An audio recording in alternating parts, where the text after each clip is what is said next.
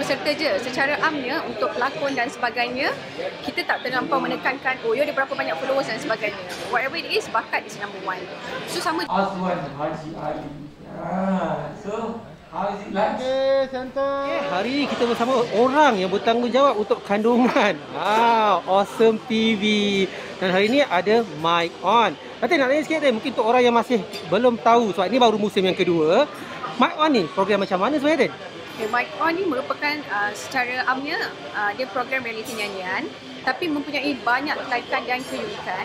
Salah satu keunikan dan kelainan dia program realiti nyanyian yang menggabungkan unsur komedi dan hiburan.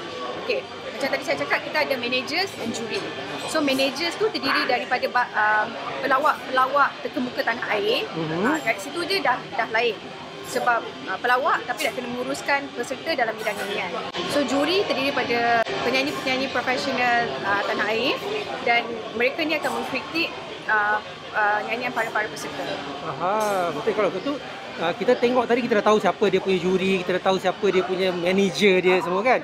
Macam mana pula dengan peserta ni? Sebenarnya mereka ni dia ambil daripada mana? Sebab macam-macam program kan, ada yang kata ambil audition online, ada yang dia ambil daftar pakai email. Macam untuk Mic On? Okey, Mic On ni pada awalnya kita war-warkan kita akan mengadakan sesi audition lah, mencari mereka yang mempunyai bakat menyanyi untuk menyertai program Mic On. Tapi ada juga yang talent department kita scout diorang, kita tengok sekarang kan dari social media banyak orang buat cover, diorang suka menyanyi dan sebagainya. Jadi mereka yang kita tengok ada potensi pun ada yang kita jemput mereka untuk hadir audition.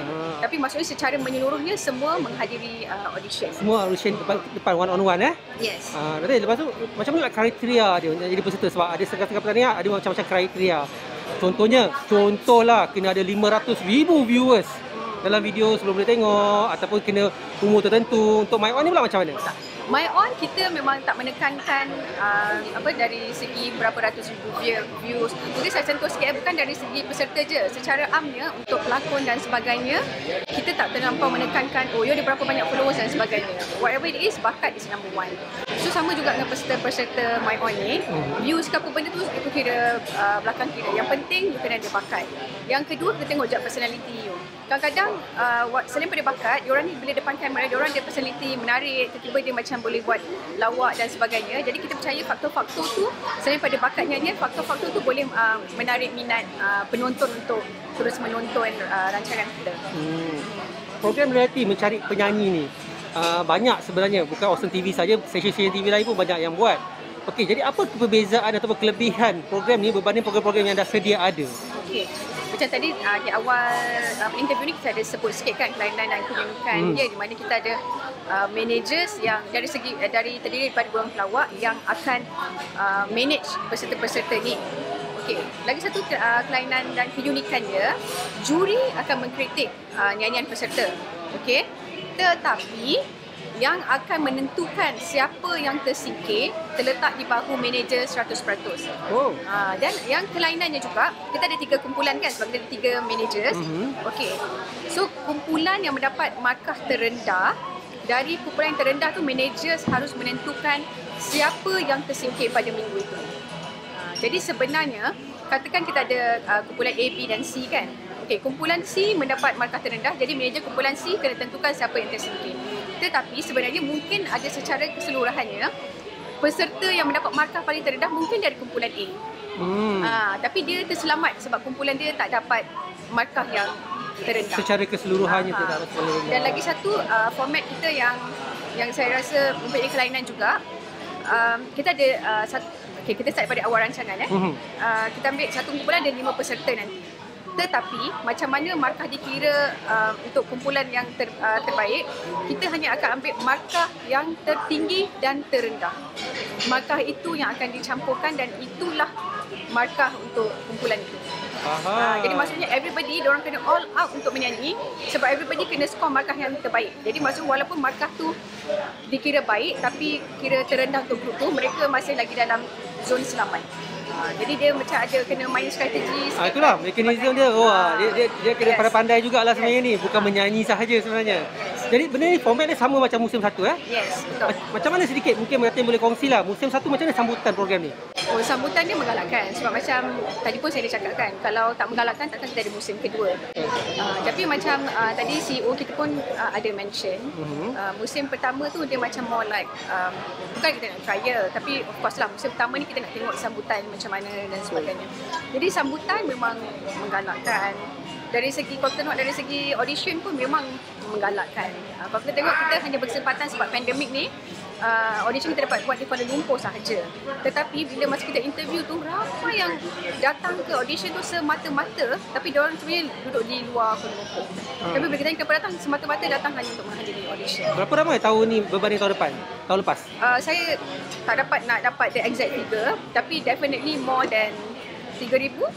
Wow. Jadi untuk dia dua tempat ni, tapi kita dah shortlisted kan. Jadi yang kita shortlisted kan tu ada dalam 100 ke 200 out of, saya tak ingat figure, tapi definitely more than 3,000 lah. Nanti boleh kongsi sikit apa yang mereka rebut sebenarnya? Peserta-peserta ni setiap kali pertandingan mesti ada sesuatu yang mereka rebut kan? Saya rasa selain daripada hadiah, of course hadiah is hadiah kan. Setiap peserta dia mesti ada, orang kata imbuhan dia, which is the hadiah. Tapi saya rasa apa yang mereka merebutkan adalah sebenarnya peluang untuk mendapat perhatian. Sebab macam nak jadi artis ni, dia bukan dari segi nyanyian je kan. Ada pelakon, ada bidang pengacaraan, ada pelawak kan. Jadi sebenarnya saya rasa ini yang mereka rebut. Mungkin kalau tak ada rezeki mereka di bidang ni kan, mungkin mereka ada rezeki di bidang lain, jadi sekaligus untuk menempatkan diri mereka di dalam industri hiburan. Platform untuk mereka dalam dunia hiburan. Okey. So macam mungkin penonton, selalu sekarang ni dengan keadaan PKP dah longgar sedikit kan. Adakah program macam Mic On 2 ni nanti, Mic On musim kedua ni, ada penonton yang secara langsung dan satu lagi program sebenarnya live ke ataupun recorded? Okey. Kita panggil dia delete live. Dia delete live, dia recorded, tapi dalam masa beberapa jam kita akan terus siarkan ke udara lah. Dari segi penonton, of course kita percaya setiap rancangan penonton ni akan memberi lebih impak lah kan, dari segi sokongan, dari vibe dan sebagainya. Jadi insyaAllah kita memang ada usaha untuk meletakkan penonton, tapi jumlah penonton tu masih belum ditetapkan lagi. Okey. Sebab ada SOP dan sebagainya. Faham, kan. betul. Jangan lupa untuk saksikan Mic On musim kedua bermula daripada Jumaat 28 Januari, tentunya hanya di saluran Awesome TV, di saluran Astro 123 dan MyTV 112. Jangan lupa saksikan Mic On musim kedua. Awesome TV memang awesome. Dia bagus is bagus, tak bagus is tak bagus. Okey, Datuk, ni soalan cepu cemas sikit Datuk ya.